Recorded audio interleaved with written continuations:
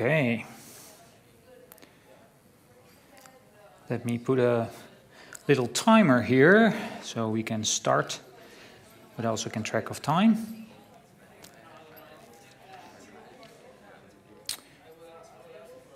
All right. So I'm very curious if there's also some audience in Verbella, which maybe you can put a Verbella on screen for a moment. Ah, great. And now I'm standing with my back to you while you're sitting there. I'm waving at you. I'm actually waving at you. Hey, Judith. Good to see you in Verbella. Welcome, ladies and gentlemen. Some physical people entering at the same time. This is the last session of the last live session of the VR days on user engagement and world building in XR theater. We're part of the track. What's the Metaverse? So we'll reflect on that just a little bit as well. I'm very happy to be a moderator of this session. I will also contextualize this session a little bit with an introduction presentation. And then we'll have two wonderful speakers. But due to the world that we live in currently, namely coronavirus everywhere, they're both online. So they will speak through us or to us, and hopefully through us as well, through the screen. So without further ado, I will sort of contextualize this session first with some thoughts on live performance in mixed reality spaces. Then Sarah from the Royal Shakespeare Company will tell about her work, and then Kira Bensing from Double I Studios will give a presentation on her work, and we will finalize this session with a little discussion on XR theater and user engagement. So if we can switch to my computer, that would be really great.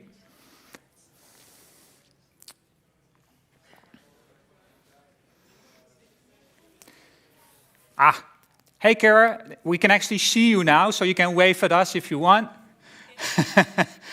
Then we should also see Sarah, of course, who is going to talk first, but I'm not sure where she is.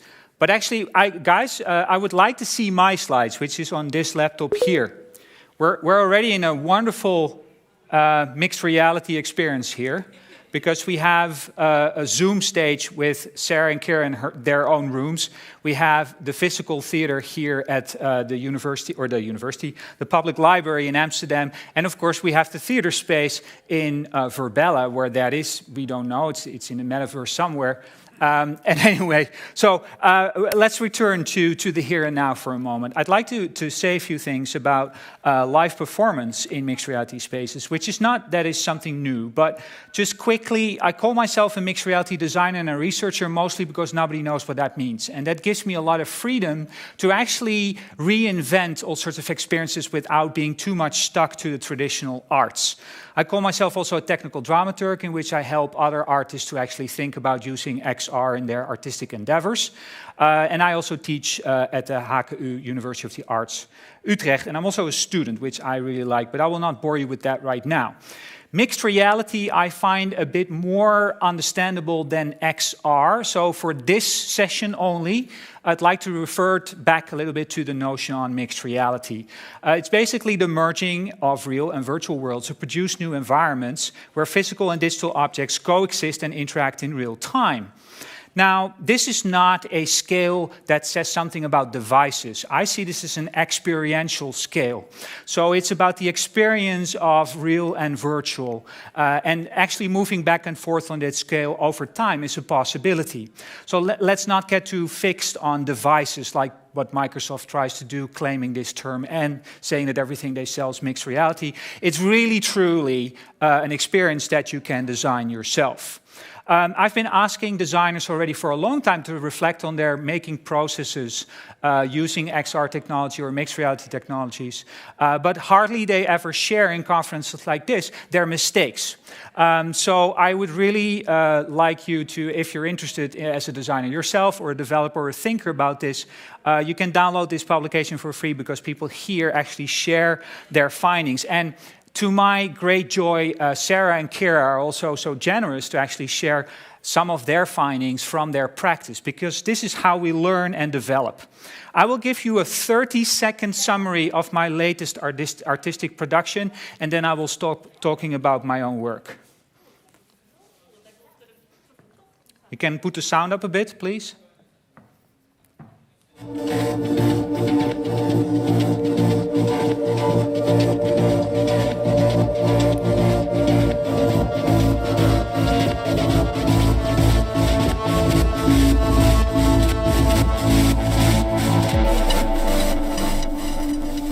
That was the 30 seconds. No, I don't want to talk about my work because it would take too much time, but I do want to sort of share two of the findings that I got from my own work working for the Prague Quadrennial and creating a mixed reality experience within already an intermediate stage. One thing is that when you talk about mixed reality, you always combine physical and virtual space. Whether you do that consciously or not, the physical space is always part of the experience. In our case, we purposefully reconstructed the whole building and sort of put it on top of the building where the experience would start, and then in VR, slowly but surely, you would transcend out of that building in VR. Another thing I want to sort of emphasize here is that the physical body is central to any kind of experience. Even with VR, I'm from the 90s, getting very excited about VR, at least I'm actually from the 70s, but in the 90s, I got very excited already about VR. I thought we would sort of be gods in cyberspace, but actually it's a very physical experience. So for that reason, when you work with site-specific or mixed reality installations and theater, you should think about the physicality of the experience and should actually incorporate that. I want to, actually inspired by this morning session on Cinedance, continue a bit on using dance a little bit to make a few points here. So this is already an older production where already in 2016 people made a wonderful 360 video of the National Ballet, which is a very high standard ballet internationally as well.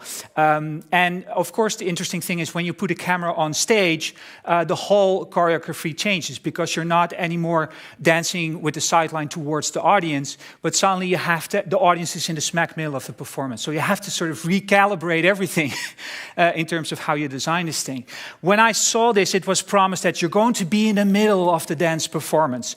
Now, it's not fair to be too critical, but when I saw this on my whatever device, I mostly was looking at a pre-recorded session of a dance performance, and what I literally was embodied with were pixels. There were just pixels around me. I didn't feel their bodies, I just only saw the representation of them. So they were both in a different time and in a different space. What if you create a space in which you can move together? This is a nice example, of course. Inner Space, same year, created a motion captured dance performance inside of a sort of like gamified environment. You can still download this through Steam. And here you would have a headset and trackers at home, and with the Firebird dancer, you could basically be in the same space. So I was happy. I was like finally with the dancer, and I had sparkles coming out of my controllers. I felt very empowered and very engaged. But then, of course, the dancer was completely ignoring me and basically moving through me because I wasn't there, because she was in a different time. So we were in the same space, but we're not in the same time. So again, I didn't feel really present in the same experience. So what if then you basically do the live motion capture, but you also make it live. You stream the capture. So here you see a dance performance that has been done by Gilles Jobin. La Comédie Virtuelle, he made a whole virtual theater space, which is actually really wonderful. And in there are live performances once in a while. And as part of the Biennale, Venice Biennale, I went to one of those performances. So these weird little stick figures that you see, those are the audience members, and they're occupying the same physical space, or sorry, the same virtual space as the dancers. And the dancers were actually in 3 different physical locations, streaming their mocap data into the same virtual studio. Again, I was really mesmerized by the performance. I could really feel also that it was live, but when I was standing in the way or trying to move with the dancers. They completely ignored me. So interestingly, the choreographer here had decided to basically say, you do your dance and you ignore that people are there, which I thought extra annoying because we were there. So what do you mean you're not acknowledging? I'm here, yeah, I'm right here. So this was problematic. Now, I'm very happy actually with this morning's session. Roger already told about his company Improvive, and I think I've seen several of their tests. I think they're actually not tests; they're already very performative and theatrical. And this is a piece that I was just in the evening in my own room. Nobody saw me being part of this performance. And what I really liked about this one, oh, there it was, is the fact that you're, as an audience member, are witnessing a live performance of two performers, but halfway the session, the performers also turned to me. And I had a very private, very sensuous, very intimate experience with somebody turning around me, and my face started to glow when he or she, I wasn't sure, would get near me. So there was really this connection here that I felt was really important for this particular medium, because it was live, it was embodied, and I felt engaged. So, now that we have built this bridge from dance, I'd like to actually step more into more like a storytelling-based, or that's actually not the right way to say it, but more other kinds of performance, which is theater. I think crew is the least recognized and should be recognized more pioneer when it comes to live performances, because already in the early 2000s, they did experiments with streaming and pre-recorded 360 video and had people walk around in spaces where you could see yourself walking in front of you because they were playing with time and space and everything. So if you haven't heard about the work of Crew, please go to crewonline.org. They're doing fantastic work already for a long, long, long time. And here you really see is that it's a discussion whether this is theater or not. I'm not that attached to terms, although with my PhD I'm getting there. But I noticed that what they're really doing is they're fully engaging the physical body. They move you around on chairs, they let you lie down on slanting surfaces, they touch your body in sync with the videos that you see, so you're constantly activated physically with the performance that they actually do. But what do you mean touching each other in physical space? That's a problem. Now, of course, this is, I think, one of the last moments we have together here in Amsterdam. So let's enjoy it. I wouldn't encourage you to touch each other all the time, but it's your last chance. So now the question is, what should we do or can we do in these times where it's so hard to actually be intimate and share physical spaces together? Of course, you can go online in virtual spaces. This is a very well-known... You can rebuild ancient structures, make magic by removing your mask and snapping your fingers. You have the Aikman, which is this incredible immersive play. And then you also have a bunch of different characters that are all played by us, the actors.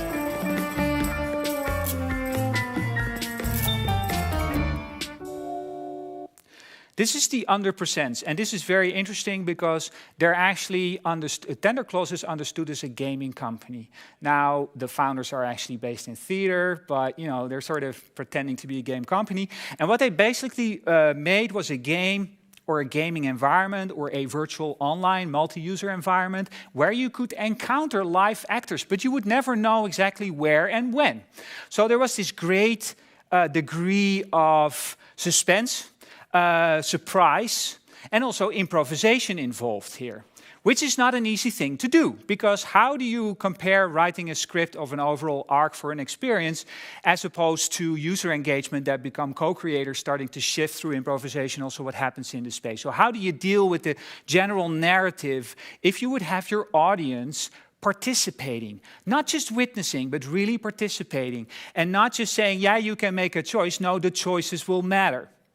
I can really recommend a GDC talk that they did about this piece. You can see the link below, but you can find it on the GDC website. And I'm going to share on behalf of Tender Claws without actually getting permission, their key findings. First of all, they really talk about creating modular scripts rather than a linear story that you basically force on your audience. So it should be, in a way, responsive. And think about creating a live actor narrative where they have a maximum degree of improvisation, but also have controls to steer, in a way, the experience in a certain direction. Then it's very important, I think this is the key sentence that I want you to remember, make players feel seen. It is important to really have your players feel acknowledged. Otherwise, why bother? I'm looking at you. If I would just give my conference, if I would present like this is how it feels if you ignore people, right? Yeah. So I think that's very important. Yes, because of time, I need to also continue. Interestingly enough, they started to use their own game engine to make theater pieces, right? So they have done The Tempest, because Corona just kept going. And they're like, okay, fuck it, we'll just do theater now in our own game engine. So what is nice is that here the participants are actually co-creating or recreating a Shakespeare-ish inspired piece. All right. Now, to conclude, by the way, theater is mixed reality. And that's already an art form that is thinking about this mixing of realities for 2,000 to 3,000 years. So anybody who is not working with theater makers and thinking that XR is the new big thing, I would suggest to start with working with a few theater makers and have a conversation on that. And because theater is also a bit of a grown-up art, because we're here already for quite some time, we're also thinking about post-dramatic theater, which means we're not even trying to create anymore a perfect illusion. We don't try to think that immersion is just about forgetting the technology. No, we embrace everything that is there. Dramaturgy of interesting experiences is about things that are colliding with each other, that are layered. So please embrace also the technology crashing, not working. Embrace the fact that people don't understand how it works. Use onboarding techniques to really get people on board. I really like to give the stage to my lovely two guests, but before I do, we're part of this strand called What the Metaverse. I cannot not say something about this. Thank God, Mr. Parisi, who is actually the first founder of Vermal, which was a VRML 3D markup language already in the early 90s. So he was thinking already about 3D internet before everybody else understood what internet was. And he has said 7 things about the metaverse. So again, everybody who hasn't read Neil Stephenson, the metaverse is not a new idea, and there's only one metaverse. So if somebody claims the metaverse, that's sort of a big thing, right? So the metaverse is for everyone. Let's agree on that. Nobody controls the metaverse. It's open, it's hardware independent, it's a network. It's actually the internet, but then spatialized and hopefully filled with beautiful art and meaningful experiences. Thank you. Okay. Oh, yeah, I don't need a microphone, but I do want to introduce our first speaker, who is Sarah Ellis. She's the creative director of digital development at the Royal Shakespeare Company. Sarah, I hope you're sitting there. Yes, there you are. Hey, everybody can see you. Can you see us as well? What do you see? I think you're muted still. There you go. No, I just see me on the stage. Oh, you see yourself, so you're talking to yourself. Thank you. But I don't see the audience. But I don't need a microphone, but I do want to introduce our first speaker. Hold on for 1 minute. I think we have a feedback loop. She's the creative director of digital development. So I will stop talking. Shakespeare Company. Then give it a bit of silence. Sarah, I hope you're sitting. Give your presentation. All right, ladies and gentlemen, please don't clap. Sarah Ellis.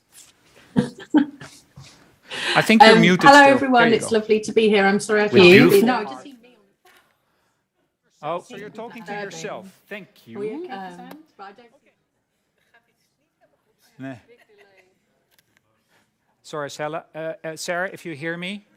Again, we still have a loop here. I see some very nervous guys up there touching every button they can find. Yeah.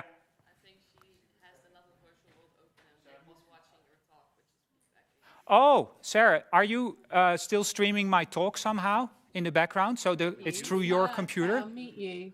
How about that? Oh, so you're talking to yourself. Thank you. Okay. I still hear myself talking. Actually, Sarah, if you can just stop the Verbella stream or whatever you had. Nothing open there. I hear a lot of mumbling coming from the technical room. So I guess they're trying something about this. So they're doing magic. Your computer. I'll meet you. How about that? Oh, so you're talking to yourself. Thank you. I still hear myself talking. Oh my God, it's Groundhog Day. Sarah, if you can just stop the Verbella stream or whatever you had.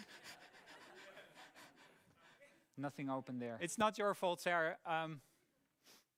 All good. I'm super relaxed. I'm just enjoying the instructions to you, I think. Trying something about this. That's all good.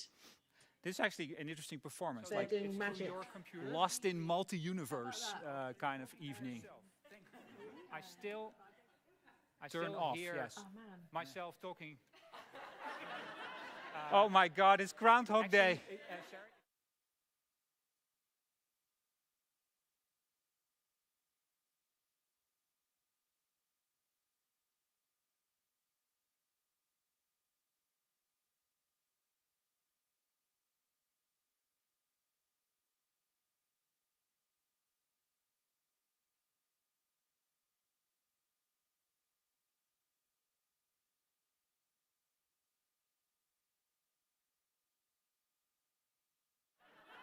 Oh my God! It's Groundhog.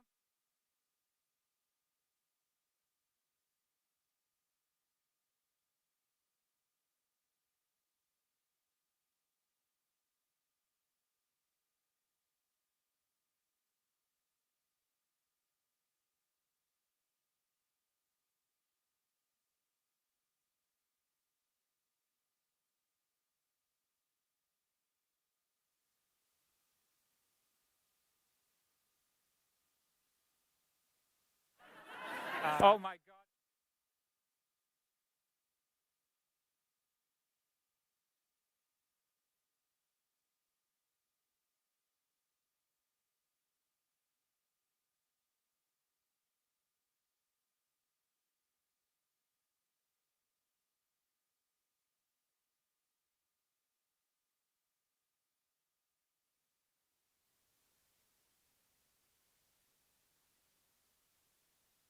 Yes. We're now going to engage you at least. Are there any questions or thoughts? Because we'll do a small panel, hopefully, if everything works out. So I can incorporate already some of your questions. Yeah. What is your experience of people playing with this in the Netherlands or in Europe? Playing with what exactly? With theater, interactive theater, or? Yeah, I have to say that this whole tradition of immersive theater is late in the Netherlands. I think in a week they're going to open up this hotel in Zaandam where you can have like an immersive experience for several days. It got cancelled. Yeah, Corona. Yeah, there you go.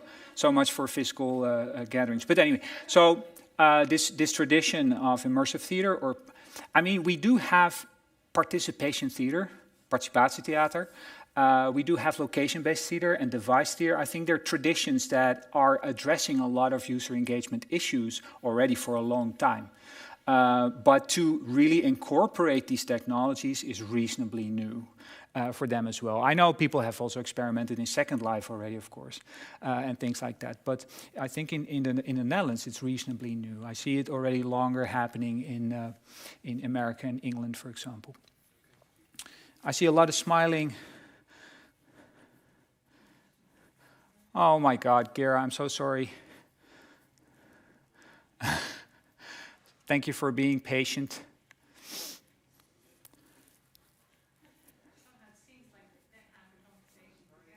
Yes. Which we sort of want to follow, right? Sarah, can you talk? No, you're muted. Okay.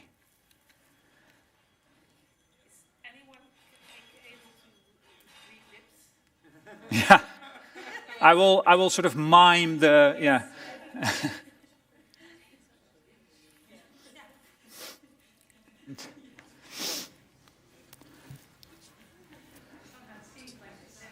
Can we try again with the sound? Yes.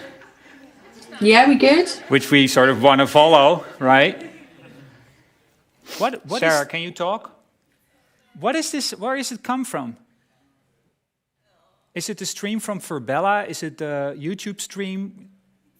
We have no idea where this is coming from. The setup is exactly the same as the rest of the conference, so we are looking into it right now. Can we try Kira? Can we try if Kira can make a sound and we still hear me talking? Yeah, let's try that. Kira, could you please unmute yourself and say something to us so we know what is happening? We don't hear you at all. You don't hear me at all. Is it the stream from Verbella? Oh, is no. it okay, so it's not you guys. Clearly we have some weird feedback loop here. So we'll try to address this as soon as possible. I'm really sorry. Okay, so maybe return to a few more questions or things you want to bring in and ask them. You don't know who they are.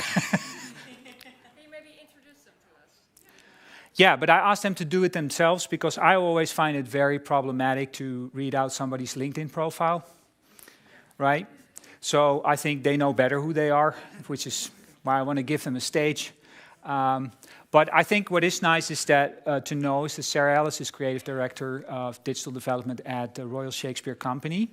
And Royal Shakespeare Company, of course, you probably know, is the institute for Shakespeare plays. And they have really embraced, actually, technology, which is interesting because they're also, in a way, a very old institute that you would think would be very conservative.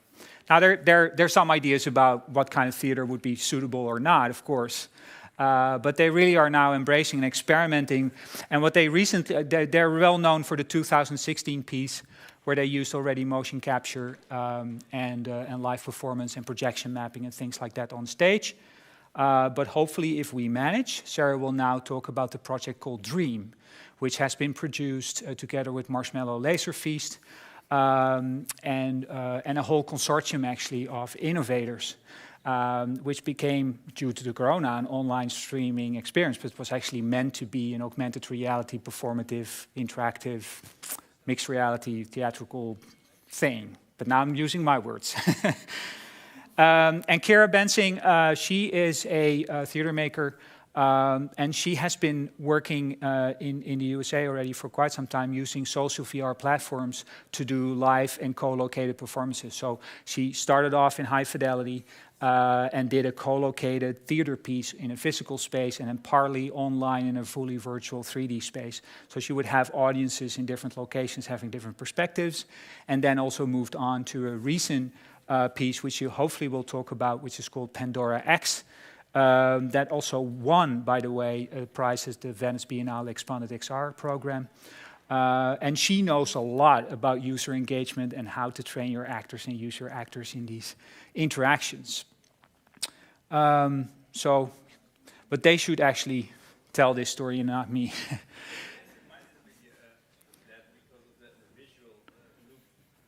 You're doing a great job, though, Joris. Really are. You're awesome. Oh, thank you. You're absolutely brilliant. And support. Yeah, exactly. And you're holding it awesomely, and everything you're saying, we're loving. Hey, we hear you without a loop, I think. Wow. Okay, here we go. Wow. Okay, brilliant. I can't see any of you, which is actually that's fine, but I'm sad not to be there. Should we go straight in? Do you want me to give it a go? That's fine. Yeah, I get it. Great. Okay. Well, brilliant. I feel like no pressure now, but that'll be fine. So I'm just going to talk until someone tells me not to. I hope that's okay. Yeah. I'm Sarah. I'm Director of Digital Development at the Royal Shakespeare Company, as I've been introduced, and it's an absolute pleasure to be here. I think in the year and the times that we've been in, this world, everything we've just experienced in the last 5-10 minutes, and that moment around hybridity and connection is so important. You're there in a room. I've got a little bit of FOMO, I'm not going to lie, but I'm also really happy to connect with you from my home. I don't live in a theatre. This isn't my normal background, but it is a LiDAR scan of the Royal Shakespeare Company, the Royal Shakespeare Theatre. And in this really difficult time for theatre and profoundly difficult time for everyone, one of the things that I've just sort of constantly been thinking about is, how can you find the positive? How can you look when what you've lost about what you've found? How can we bring different people together? And so for us, with our theatres that were empty, actually, that was an important moment where we have scanned all of our stages and all of our campus to have digital assets for the future, for us to experiment and play with and think about our hybridity, think about our connection as a building based in Stratford-upon-Avon in the UK, and then a global community. And that's the spirit of which I'm going to sort of share where we're at. I'm going to attempt, could I get screen sharing permission, please? That would be wonderful.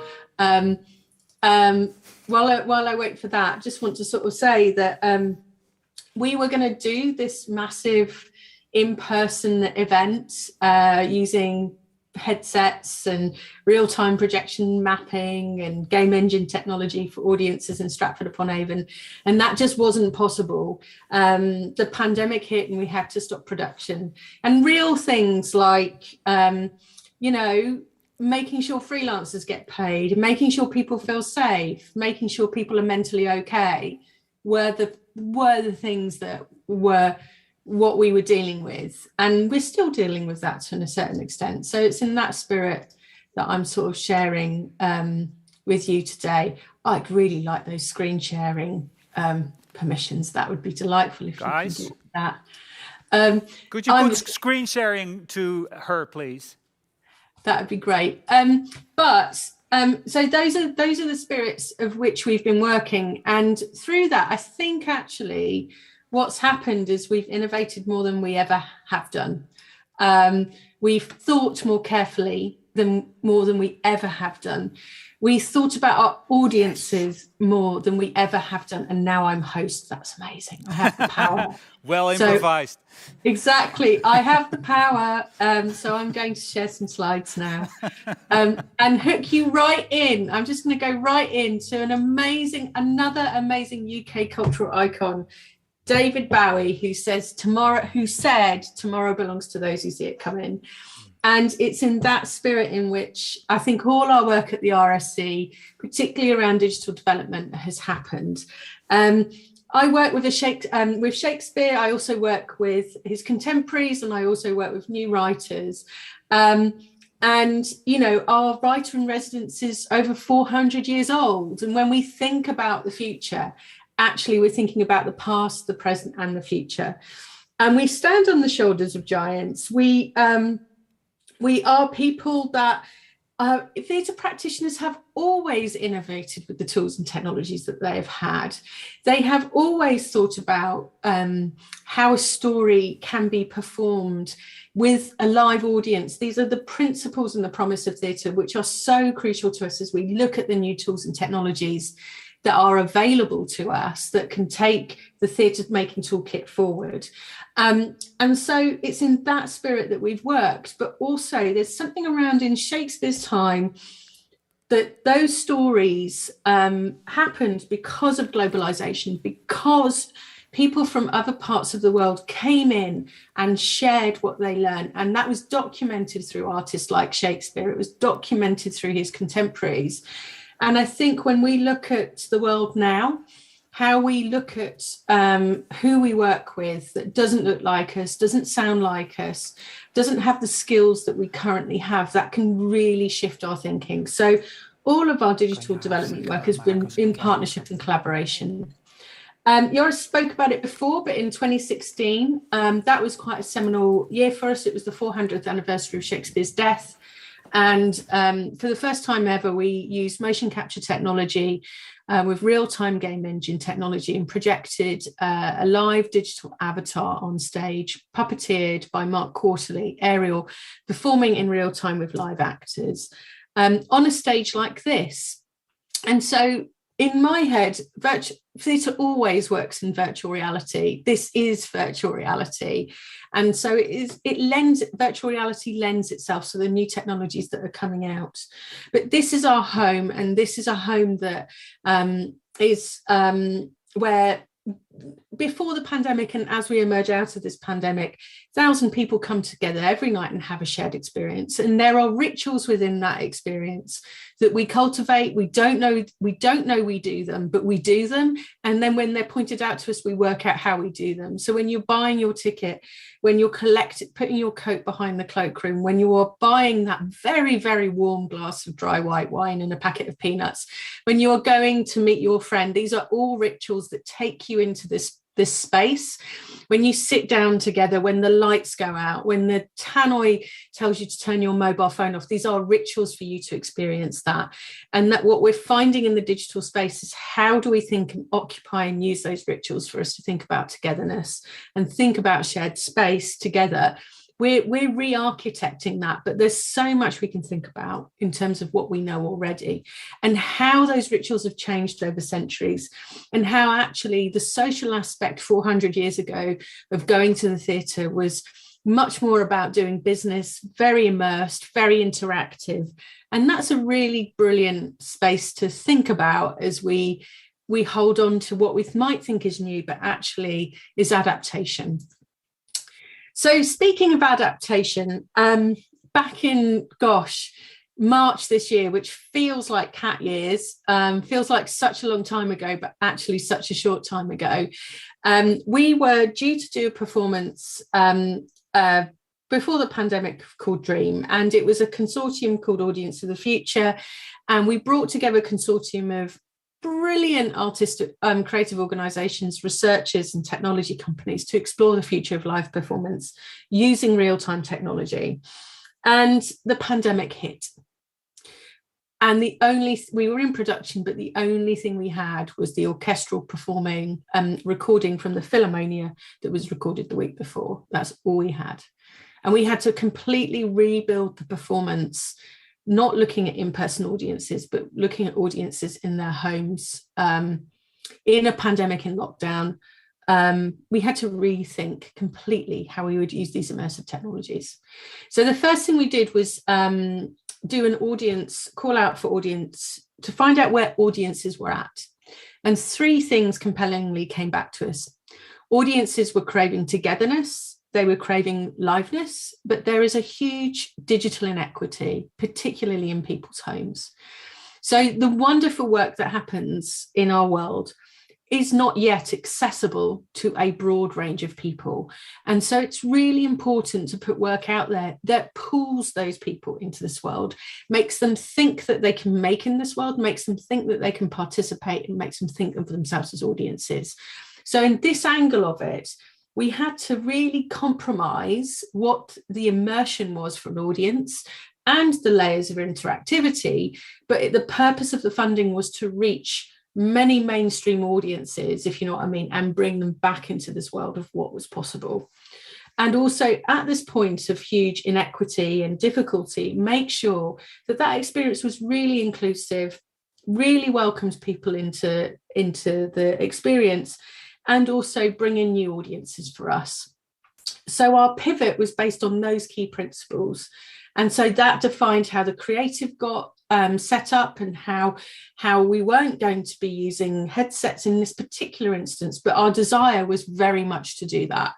So we created a 7-kilometre by 7-kilometre virtual forest. And in that, we also created a 7 by 7 metre by 7 metre COVID-safe lockdown volume studio, motion captured. And these are the beautiful company of actors that performed in that using motion capture technology. In the background, you can see what that forest looked like, surrounded, and in central to that was our movement director, Sarah Perry, who held those performers. And so we created this performance around about 20 minutes of dream, inspired by Shakespeare's A Midsummer Night's Dream.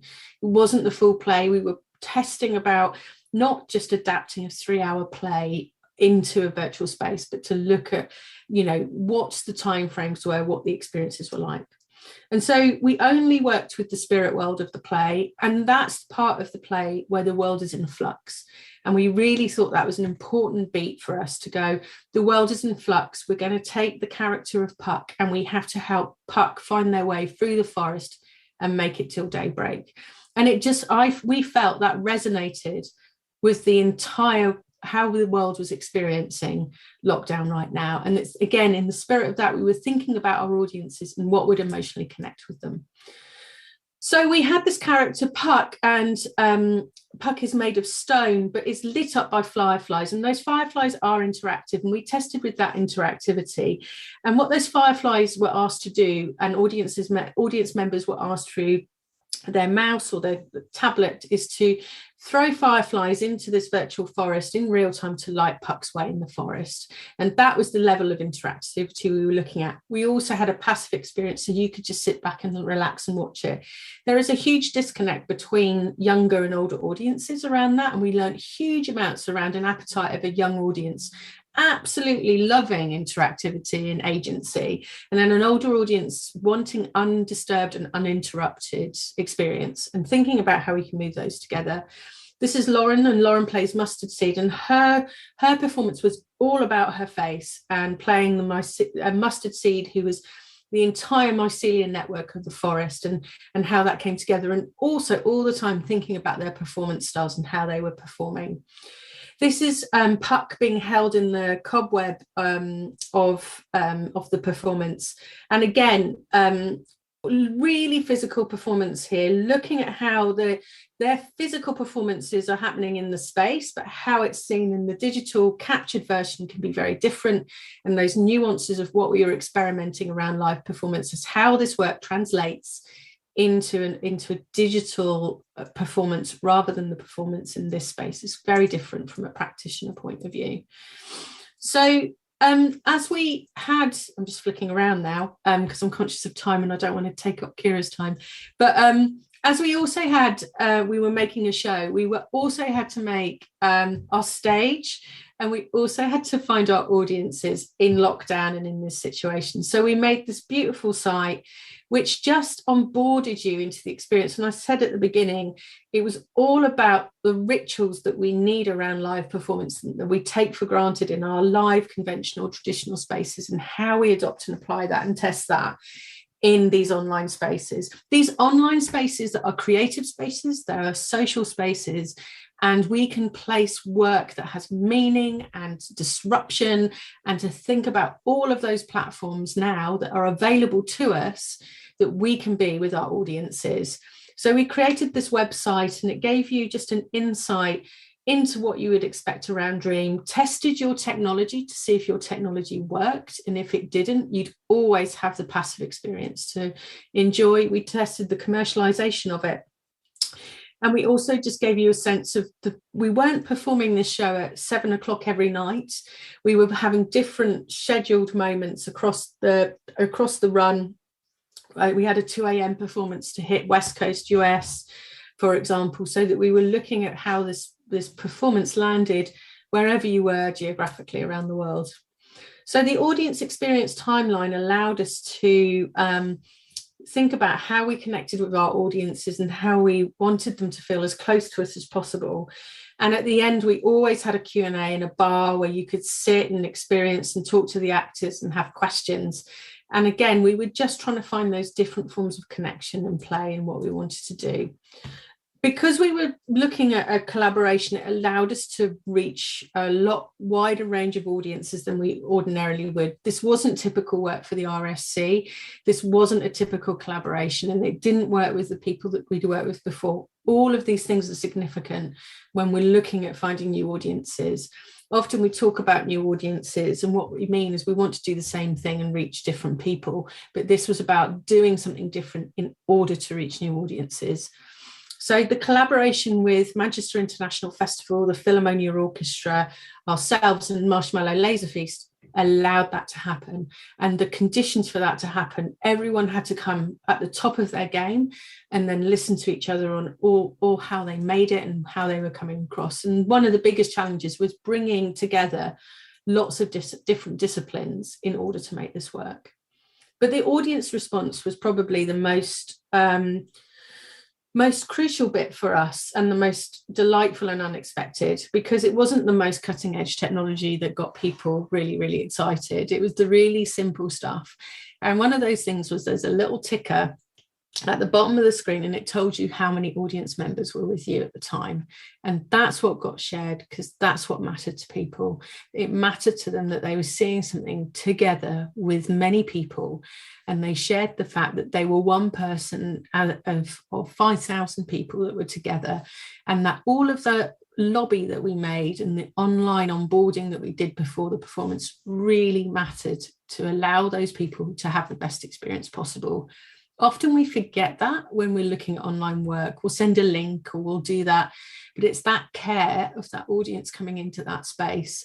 And as we move forward, thinking about the connection between audiences and the connection for us and that audience, and increasing that, I believe we can look at hybrid worlds where we can have audiences with us in person and audience with us virtually. So whether you were having an ice cream in your home, whether you were at school, whether you were watching it on your TV or on a smaller screen, all of this got shared, and all of us helped us understand that people were finding their own ways. And just finally, before Kira, to say that our big learning was that actually we expect you to come to our home previously, and we welcome you into our home, but actually now homes are cultural spaces, and we are to be welcomed into people's homes. And so when we look at the images of people setting up their environments in their home to have the best experience possible and to share that and feel enabled, we really need to think about who we are in that space and how we connect and what the democracy around that is. In the performance and the run that we did, in 10 performances, we had 65,000 audience members. Of those 65,000 audience members, they came from 92 countries. And of that, 76% of those were new bookers to the RSC. But the other interesting thing is that 40% of those people were Gen Y, Gen Z. And if we're thinking about the future of entertainment, if we're thinking about the future of theatre, connecting our audiences and thinking about that is super interesting and super exciting. And I think it's that I just want to just finish with and hand over to Kira and listen to her wonderful work too. Thank you.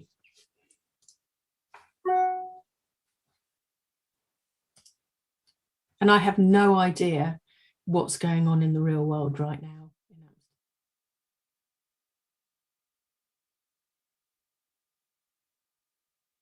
Can we have her back, please? It's now like she just is lost in lost in space. There you are. We're still looking at you. Can we feed a camera stream of this room to them? Because they're talking into a black void, which is true of old-fashioned theater, but it would be sort of nice that they can connect with us a little bit. Yeah, there you go. All right. Sarah? Hello. Hey! Look how big you are. Thank you for this fantastic presentation. Unfortunately, we used up the Q&A time for your particular project, but we'll go into a panel session together, so hopefully you will stay after Kira's presentation. However, I wanted to emphasize that it's very important what you're saying about that we're actually entering private spaces of people. We're entering their homes, and that should be part of the consideration of the design and the way you relate to these people. I think that's a very good point that you make. And I was also thinking, because it may be not entirely sure, people indeed have different devices. You could even see it on your mobile phone, right?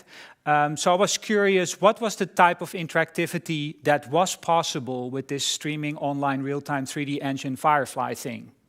It was really simple and deliberately so, but also incredibly complicated and done in a very short amount of time, so all of those things. But effectively you'd have your phone and you'd be able to basically touch your phone and interactively sort of push a firefly into the virtual space. Right. It was as simple as that, or it was a mouse. But yeah, effectively we wanted something that was accessible. We wanted something that was intuitive to really test the like basic layers of interactivity for those that aren't used to experiencing theatre in this way. I'm still here. We hear you, good. Then maybe, Sarah, you now have to give the power to Kira to share the screen. It's really this co-creative presentation. Sarah has shared her tiny dot of light with us. May we all be little dots of light in the forest. Excellent. I will share my screen here. All right, we can see you. So as long as you know. The floor is yours. Thank you. Thank you. Thank you all. It's so great to be here. I wish that we were together with you in person, but we're going to share this digital and virtual space together right now. So Sarah, thank you so much for sharing the beautiful work. I have long admired everything done at the RSC and been fortunate to be there back in my days when I trained at Lambda. So it's a very magical place. So my team and I were primarily based in New York City, but we do have team members around the world as our work has spread out and become more remote. And I'll talk a bit about, the kind of work that we've been doing with live performance in social VR. As Joris had pointed out, we've worked with High Fidelity, but we'd actually been taking our work on the festival circuit prior to that and working with the Game Engine Unity. So the pieces I think that we also share in common a lot with the RSC is about bringing audiences together. It is about having a social connection. That togetherness is rudimentary and really, really critical for us. We always want to make sure that our experiences have a story. So we want to make sure that our content is emotionally driven. And finally, we're looking for the experience to do something that takes us beyond what we expect in the physical world. We want to go beyond that reality and give our audiences superpowers. So as Joris had mentioned, we have been doing work in social VR, but we first started by using the Game Engine Unity and trying to build our own custom multiplayer experience where we were taking in dancers and improvisers and trying to surprise and delight our audiences by having them feel seen, by having them feel responded to. We were using voice, both between the audience members and the live performers. They were engaging with voice and movement and creatively trying to solve and look at really difficult topics. And this production, Metropolis, grew out of Cardboard City, which was based on gentrification. And then that led us into our research and development work with High Fidelity, which was a really wonderful social VR platform for us to discover. Here you see on the bottom left, we're playing with scale and flying and moving through space and changing the way that we present ourselves in the world in real time. And we got to work with Philip Rosedale's really wonderful team and then presented a paper at Yale at IEEE about avatar selection and live performance for virtual reality.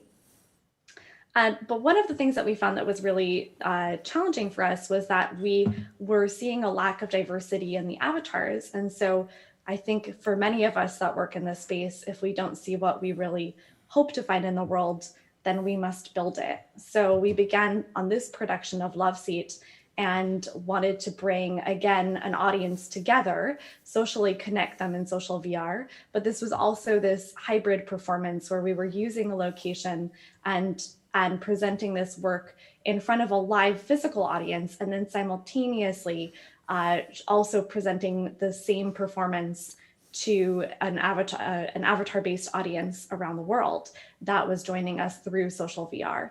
So this audience, these two audiences were sharing the same experience. The actors were embodying the same avatars. So we used projection screens all around the theater to try and immerse the physical audience and give them a sense of what was happening in the virtual world. And we did all kinds of virtual production and cinematography to pull that audience in and change the camera angles and show them what was happening in the virtual world. And we also had VR headsets that were passed around the audience that they could share. Of course, this was all pre-COVID times. So let me take you backstage with us and give you a little look of what that production looked like on the Lazzaretto Vecchio in Venice in 2020. Sorry, 2019, in 2019. So here you see, this is the theater that we built physically. You see some of the screens here that we were projecting. You see our actors, they're coming in and out of headsets. There were moments where they were physically communicating with the physical audience, trying to use what this, sense of eye contact that we're so used to, that sense of presence, going back in headset, connecting with the virtual audience. So it's this kind of hybrid split performance, and the actors had both physical blocking in the physical space and virtual blocking where they're teleporting. Jen's character, she originated the role of Abby and she had to fly. So again, we're trying to utilize all of the things that were really meaningful for us. And now I will show you a trailer.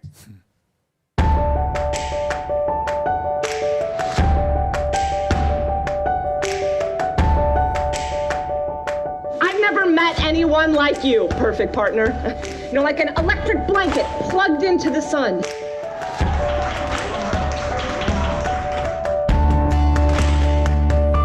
I will transform into a colossus of organization to protect you, my shield of preparedness.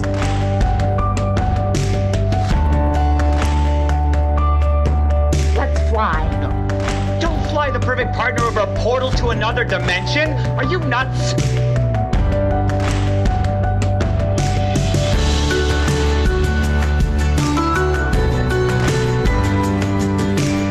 He's walking where no bee ever has. Huh.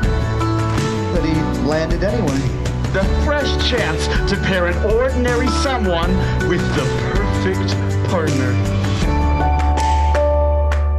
I see a face that's still ready to just jump into the unknown and witness nature's chaotic wonders with exhilaration instead of fear. Keeping a thing in maintenance, that is a daily, hourly battle against every force that exists. If you saw your perfect partner sitting in that chair, what would you see? So that's a little look behind what we did in Venice with this hybrid audience. And then we continued to take that work socially and more deeply into the virtual world. And that's where our work has gone as a response to the pandemic, that we could open up the doors more to these virtual theaters and try to, as Sarah was talking so beautifully about rituals, create new rituals in the virtual spaces, create the things that we love and try to define what that space looks like and how we gather there. So we founded the Virtual Repertory Theater in 2020 and began to take Broadway actors, professional actors, stage managers, lighting board operators, and teach them new skills. And we'd been doing this for years, but there was this eagerness, I think, and this curiosity of performers that might not consider themselves technically advanced, but were very curious to put a headset on, learn how to embody these avatars, and begin to work with us. And thanks to our partnership with HP, we were able to ship these headsets and equipment out across the country to the actors. So our current work of finding Pandora X is interesting for us to define. I think we'll be looking for academics to help us define exactly what we're doing. It combines a lot of the things that we love. This grew also out of a response to what was happening in the pandemic. We never intended to write a production this fast. After Love Seat, we started to write Pandora X, but we were having a lot of people email us saying, you have to remount Love Seat, or you have to create a new work. We really need to bring audiences together. People are craving the kind of experience that we've seen with Love Seat. So, put something out into the world. And we thought we would write this prequel to this much more complicated show. We thought we'd write this 20-minute prequel centering on the characters of Hera and Zeus, and that they'd be looking for Pandora and looking for hope. These were things that we were feeling. We were talking to the audiences about things that they wanted to see.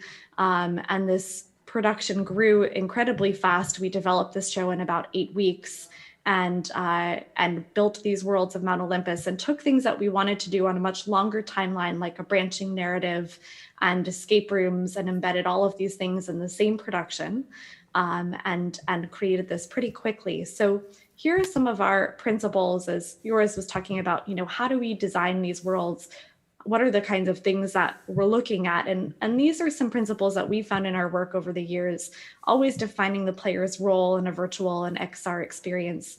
What is their relationship to the story? And so for us in Finding Pandora X, the audience is given the role as this collective Greek chorus. They're meant to voice lines. They have key critical lines that they have to express to the characters that advance the storyline.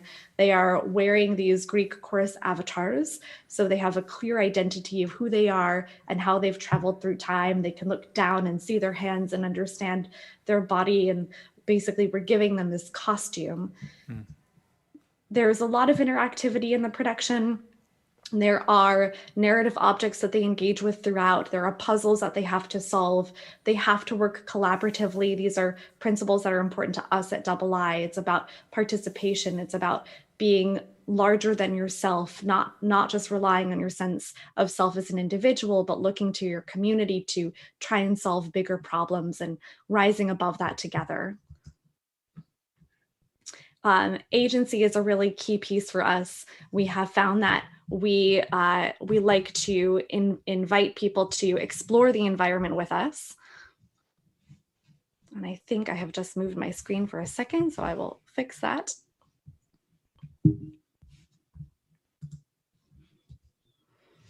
The story is also really important. We like to make sure that it's not just an interactive world, but that there is a story that they're following. There are characters, there is something that they need to pay attention to. It's not completely non-linear, but we do like to play with the linearity and play with the branching narrative in this production.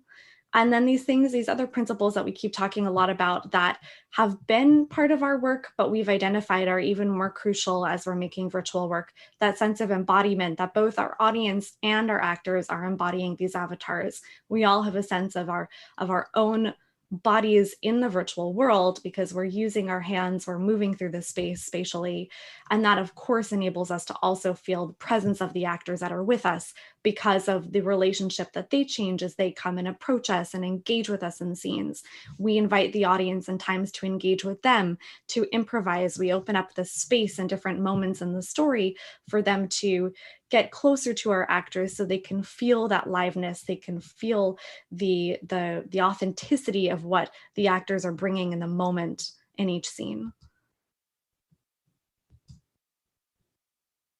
And I will take you backstage of Finding Pandora X.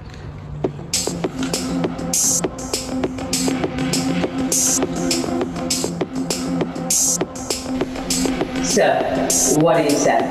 Are you ready to meddle in the affairs of the gods?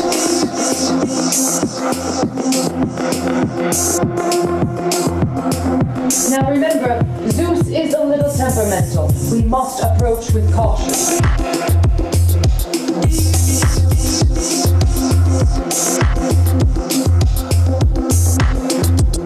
The chorus and I have come to deliver you a message. We'll cease to exist.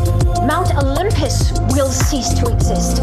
Iris and Hermes are alive. They're just trapped in a lower dimension.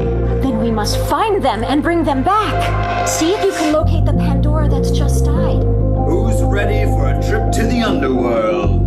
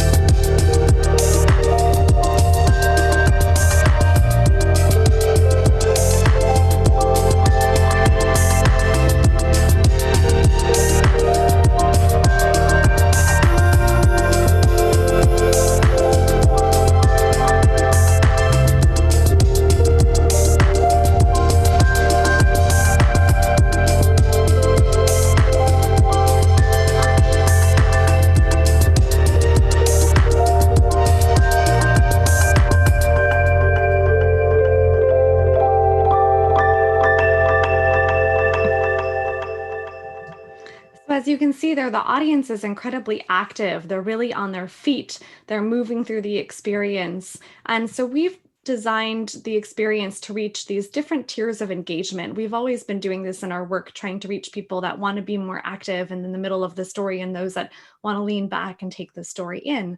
And so we've identified these types of audience engagers, I would say, or audience types. We have those that are more passive and really want to lean back. I think that plays to the audience Sarah was talking about, they don't want to be disrupted. They just want to listen and take in the story. We have people that really want to explore, and these people can be your edge testers, but they can also just be really curious about the environment and the world. There are the people that we find really want to be very social, and they want to use their voice. They want to help connect people. And this has been so beautiful to see as we find people coming from around the world speaking different languages and trying to communicate with each other. They're the people that we find are really active, and they want to smash everything and open up every puzzle, and embrace every clue and key that is presented in the show. And then there are the people who can be disruptive, but we also find that they teach us. We've learned a lot from our rule breakers. And so to just end on a couple final points here, we've really embraced virtual collaboration. This is our lighting designer, Beth Cates. She's based in Canada. She's actually in this rabbit avatar, which she really loves. And she's communicating with our engineers, talking to them about where they need to move the lights in order to create more shadows in the world. This is a moment from our underworld as it was in development. From that story branch. And so it's been really exciting for us to see the kinds of tools that people are using, like Mozilla Hubs and Altspace. For us, we're using the platform that we've created this show in VR chat for this real-time collaboration. And we've reached out to our audience. Part of how this show even came about is they said, please build a show, bring us together again. We reached out to our audience. We ran these experiments with Culture Hub on the Lower East Side, that's a partner of La Mama ETC, and they asked us to run this digital experiment with them, and our audience, we said, what do you want to see? If we were to build you something in virtual reality, what do you want? And they asked for the ability to fly.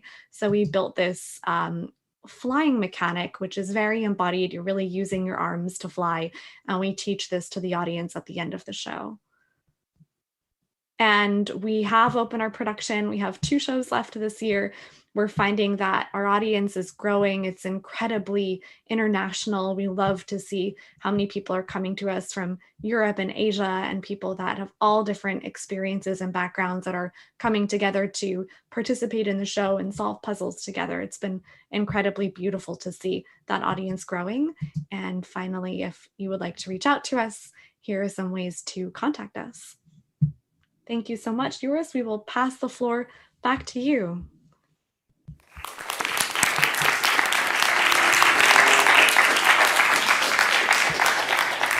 Thank you so much, Kira. Yes, that's better. Thank you so much for that wonderful presentation and taking us on a tour of the productions you've done so far. I'd like to have a split screen if we can, so we can also see Sarah. So Sarah, be aware, you're going to be on the screen as well. And then she just left. She's here. Ah, there you are. Great, great. So I'd like to maybe have a little conversation with the 3 of us, because I have some more like practice-based questions in relation to mixed reality space and user engagement. But at least we're now all on the same page because we've seen their work, so we understand a bit where we're coming from. We're also, I have to announce to people, there will be a very interesting and exciting announcement being made by the director of the VR Days, Benjamin de Wit, after this session. So don't run away. But that was a little commercial break. So, okay. Hey, Sarah, I'd like to start with you. But also, Kira, if you want to jump into this question, please do. Considering physical and virtual spaces, I remember indeed reading these wonderful online resources that you made available where you share your research and your projects in the production of Dream with this Future Audience program. And I was curious, there was a Dream 1.0 plan that seemed to be much more happening in a physical space. It was actually involving also almost like augmented reality spaces that people could walk through. Could you maybe briefly reflect a bit on the thoughts that were there and maybe compare then the streaming version that you did with the 2.0? And then the question for both of you would be, what was gained and what was lost in losing the physical space and going online? Yeah, I mean, the first thing to say is that was the hardest. That's been the hardest professional thing we've experienced, really, because we were due to do this beautiful performance in Stratford-upon-Avon, which was taking over a disused store. People came into a story world and experienced something, and we're going to have an experience with headsets and be able to go into the world of the forest and physically experience that, and with a beautiful story created by a beautiful bunch of creatives that have now set up their own studio called XR Studios, and Quarantine Studios, and they're a beautiful bunch of brilliant minds. And yeah, that was what we were going to do in Stratford-upon-Avon, and very, very different to what you experienced online.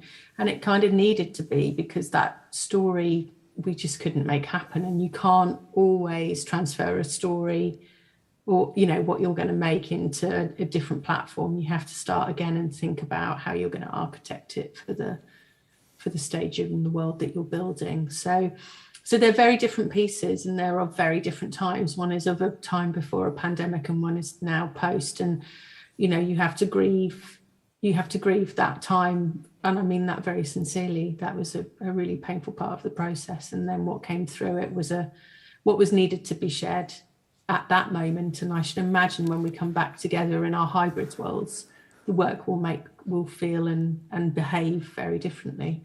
And that's a really interesting point we're in, is the work we will make over the next few years will have been impacted by both of those worlds. And we don't quite know what yet that looks like, and also we don't know the stories yet that we'll put around that. So yes, it's exciting, but also we mustn't forget what we lost and what we found. At the same time, you were. Every time I hear that number, I'm like, I must have misheard. You had 65,000 people in a 10-day period. Was that correct? Yeah, and we would never have got that in person. Just to be really clear, that's a really interesting commercial, and I think Kira's work really speaks to that too. It's quite something. For me, I do think that the connection between virtual and live, you know, in person, can work if we approach our work differently. We're not looking at a distribution model where you're really far away. You can't be in here person, so here's the like B version of what people in the real world are experiencing. I think again Kira's work also speaks to it too, is that we're creating a world which you're part of, and these are the access points for that, for you to come in.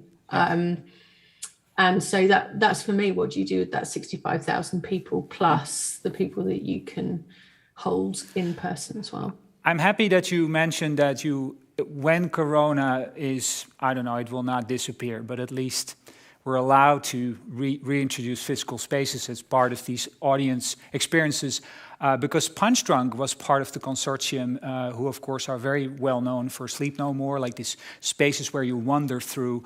So would that be still something that the RSC is keen to explore, or was it just for this one project? No, absolutely. We made the project we had to make for the time we were in, and that's really important. And going forward, we'll make the work for the time we're experiencing. And, you know, Punch Drunk were beautiful partners in the consortium and have done some really brilliant R&D around their work. And around tracking audiences in particular and finding connection virtually when people are in the physical space. And I think they've done some amazing R&D with us. And actually that was one of the really lovely aspects of the consortium and the collaboration, is that each partner was able to do their own research and development and put that into their own practice. It's a really different model of working, but I really think that reaps much greater benefits. So well, I can't wait for the next project then, and how these worlds will connect to each other. Kira, so you showed Love Seat and you showed also Pandora X. Pandora X also had to go full online. I'm curious if you can reflect a bit on what was gained and lost with going fully online. So basically losing the physical theater space. I'm just curious if you have some reflections on that. Sure. I think one of the things that's really interesting of the times that we were in pre-COVID and the time that we're in now is, that the audience isn't developed yet for virtual reality. We're still introducing people to the concept of virtual reality and what it means to experience a story and a world, and what that audience looks like, and are they gamers, and are they thespians, and are they poets?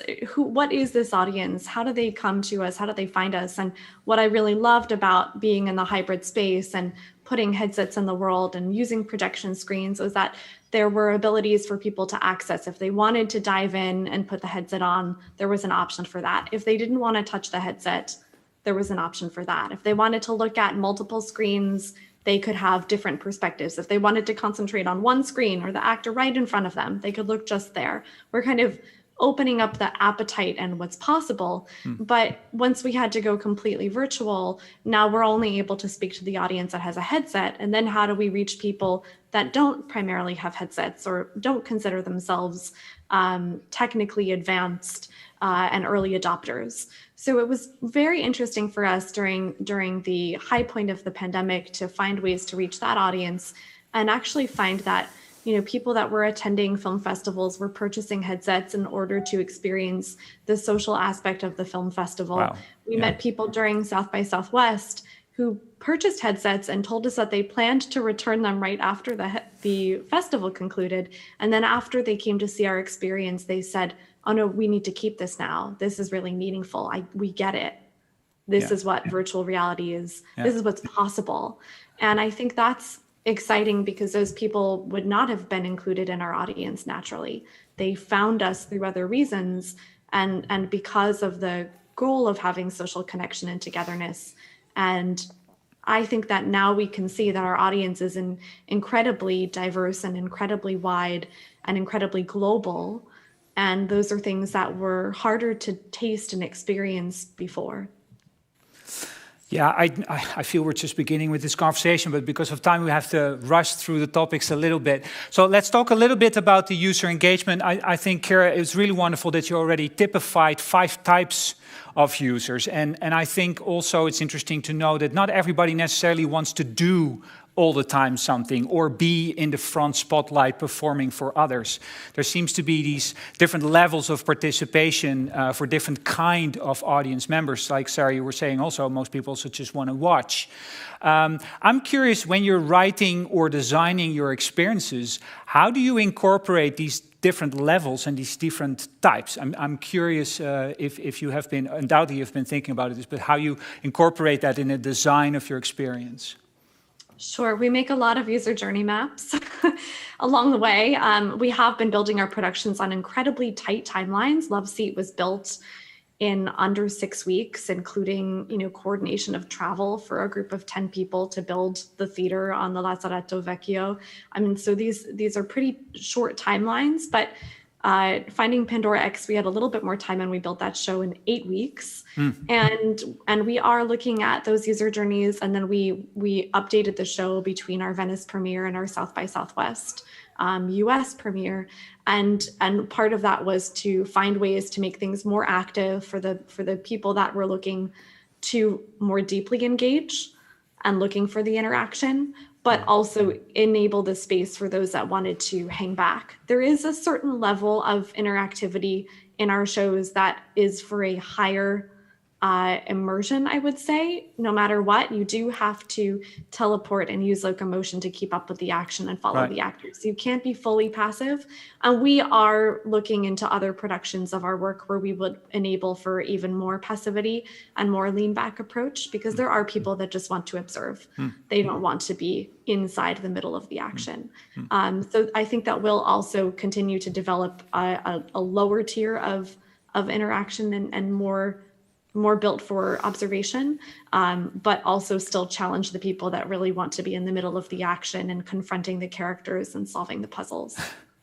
Or disrupting it and breaking it. Or disrupting it and breaking and throwing things around. And yes, and we play with things that they can grab. And sometimes, they grab the props off the stage and we're playing with what works and what doesn't. Yeah. Sarah, you were already mentioned, and of course the Royal Shakespeare Company has a very loyal audience that are also, at least a few of them are of a certain age and are used to a particular type of theater.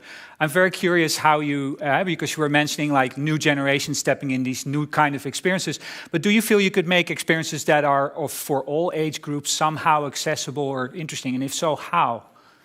Yes, I totally do. And don't forget those audiences that are old now were young once. Right. And one thing I can honestly say to you is that whenever you talk about something new in this radical way, you will get an audience member that has seen way more shows than you have ever done, connected with the work, been a theatre goer way more than you could possibly do, and probably would say, yeah, Judy did that in the 60s. So, do you know what I mean?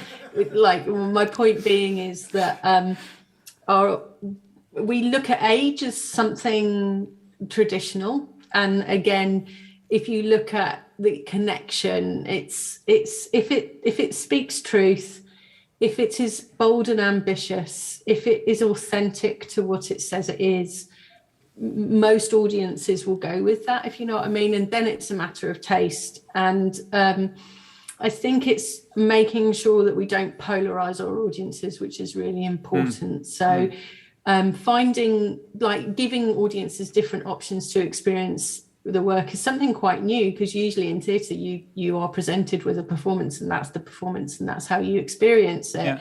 And we've got this multiplicity of ways of experiencing our work now. So you're quite right that the challenge is finding connection and not infantilizing, I would argue, a future, but really being in the moment of what we need to express now and what tools do we have to do that. Well, I guess especially in these times, it's our human condition that we're really longing for sharing experiences. So at least that works for us. Because of time, I have a final question for you both, and then I can open up a little bit to the audience as well. And then, of course, we'll have our exciting announcement coming up.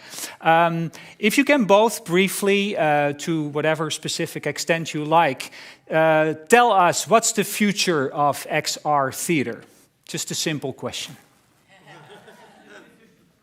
I mean, that's simple.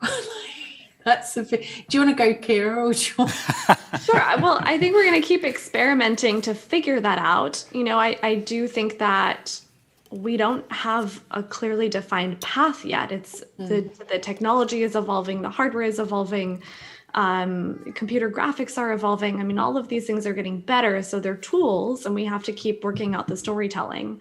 And like Sarah's identifying the multiplicity of ways that we can reach our audiences, that's really exciting. But it also means that we have to develop so many aspects to the story. It's not just putting the story out and saying this will work for everyone. So I think there's a lot of experimentation to be done.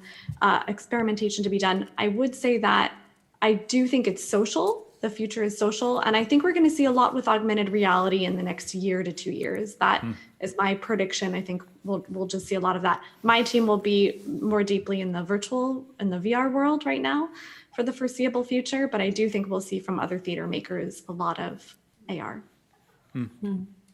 I mean, I completely agree with Kira in where the experimentation with the technology is. I think the future will be also in the story. So I think that it will be what stories are for now, what stories are going to matter to us in the next few years, and what big we'll be processing a lot as a society, as a global society, what we've experienced.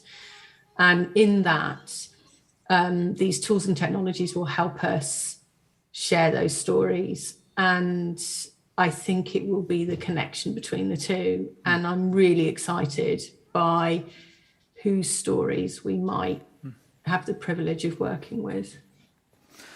Wonderful, thank you so much.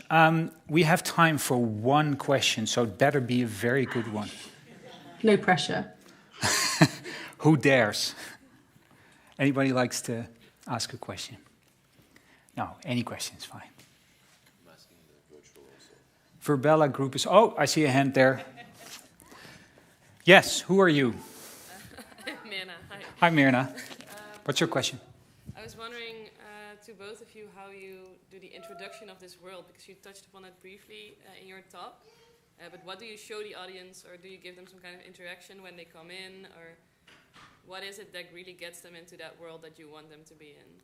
Did you hear that question, or should I repeat it? Okay, so the question is, how did you actually introduce the worlds of your theater performances? How did you introduce those worlds to the audience? So how they were introduced to the experience? And I think a large part of that is onboarding that you're asking about. Am I right? Or is there other? Yes. Yeah, what do you show them, or can they already interact? Aha, so how do you start? And when they enter this world, can you immediately do things, etc.? So that's the question. The onboarding is huge, yes. And for us, it's a live embodied onboarding. So we offer a help channel about an hour before the production to help people just get into VR, because sometimes they've never powered their headset before our production. So that's been interesting, welcoming that audience. But we have a live actor that greets them in the lobby, and those actually in the production of Finding Pandora, those are characters, and the same with Love Seat. They were also characters from the show, and they are there to begin to engage with them, ask them questions, but they're also there to teach them their menus, to teach them ways to make them comfortable in the world, to get them changed into their Greek chorus avatar. And then they start to spoon feed little bits of narrative in. There's a lot of narrative jokes that we've created with those actors that play Iris and Hermes in our opening onboarding scene. And then sort of out of organic dialogue, a pre-scene, a pre-show scene of context sets the story up before we open the gate and the doors to the actual story world. So they have a taste of things and they're in the virtual environment, but it's meant to set them up and get them ready to then embark on the quest. Yeah. Any thoughts, Sarah, still? Yeah, I mean, really similar to the spirit in which Kira's approaching her work, really, is the onboarding is crucial. And particularly when we've sort of broken down those traditional structures of ritual and connection that we're used to. Some of it can be really pragmatic. So some of it is like, what do I need to do? Where do I need to be? How am I going to pay? You've got those very practical but important foundational sets of onboarding. And then you've got that other aspect of how you want people to feel and how you get them into the space that you're occupying. And I think that 50% of this is that work, and then 50% is making the work. Because also the performers are getting feedback on how audiences are behaving as well. So it is iterative, like you can change the performance according to how an audience or a set of participants are feeling. Now, that's no different to this theatre and how a performer feels when it's a really rainy day, it's in the middle of winter, it's a British winter, and people are pretty miserable, and you feel that in the space physically. You feel it will change your performance, and that's no different in the virtual space, I believe. I just think that we're just reconfiguring those pathways. Yeah, it's nice how both your experiences actually have a lobby where people enter, which is, of course, something we know from real theater as well. You first enter a lobby, have a drink, put your coat off, get to meet the people, understand the rules of engagement. Kira, Sarah, thank you so much for your patience. Thank you for doing presentations into a black void. Thank you for performing right through the screen. We could really feel your presence in this space at least, while you hardly could feel ours. So thank you so much for showing so much commitment and energy in what you had to tell. And I hope people are really inspired. I'll look at them. Yeah, people are nodding. So that's good. Oh, thumbs up. So great applause. Thank you so much. Thank you, Sarah. And yours. We don't want to take up too much of your time. You can hang around if you want, but if you need to log out and go on with your life, you're most welcome as well. And I really hope to see you in real life whenever. So thank you again. Thank you. See you soon. Bye-bye. Thank you so much. Bye, Kira. Bye, everyone. Bye. Sarah. Bye, audience. Okay, so we also have a finale, which is a interesting announcement that Benjamin de Wit, director of VR Days, is going to give or announce. Do you need a mic? Oh, you have a microphone here. Yeah. Hello. First of all, I'd like to so thank you all for being here. This is the end of the 7th edition of VR Days. Thank you. It was a wonderful week. It was the first event was 4 days. Then we thought we went to 3 days, and now this week we had 5 days. 5 days with lots of inspiring talks. It was really interesting to see that after 7 years. In the beginning, we were a bit of I thought I was a little bit of the trailblazers, and now, after 7 years, I've grayed. But what I've also seen is that there's a real influx of new people. You know, this year, we've seen lots of young creators, more female creators also stepping into this environment and shaping our future. So I'm really happy with the content and the vibe we had at this edition. So, but we're rounding this off. I want to thank the team in Laval. They've been great. They've worked very, very hard behind the scenes. You haven't seen them, but they've been working day and night. I want to thank my Amsterdam team, Kirsty, Pierre, of course, Paulina and Michael, the great designers who do all the design work. I want to thank the people up there, the tech guys. Thank you for running this show for the past 5 days. The amazing volunteers. Can I have a warm round of applause for the volunteers? Without volunteers, there is no event.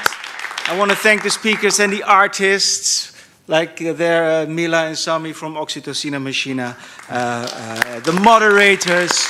It's a real big collaborative event, and obviously I want to thank my wife and my beautiful children who support me always. Yes! Woo! But now the event is coming to an end, but not just yet. So we have a bit of an announcement to make. But before we make that announcement, I would like to call on stage someone with whom I'd like to make this announcement, and that is Janneke Staring. Janneke, can you please come down?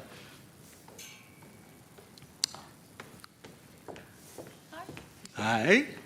So we're just gonna watch the screen, and then we'll see what it is.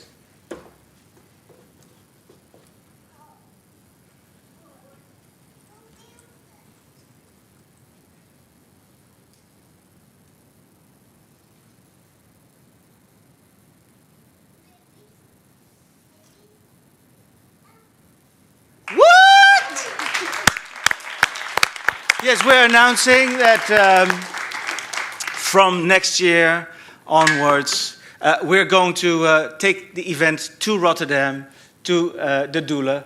And Janneke, it started with you, but we're going to take a seat. Yeah, have a seat. I'm going to now moderate it's going to be a mini panel session. Because, of course, you're moving, you're leaving Amsterdam, you're going to Rotterdam, but not just Rotterdam, going to the Doelen, which is quite an interesting location. For the people who don't know the Doelen, it's at the smack center of Rotterdam, and it is well known historically also for a lot of music and festivals and gatherings. But I'm very curious to ask, why VR Days? Why are you welcoming this amazing festival?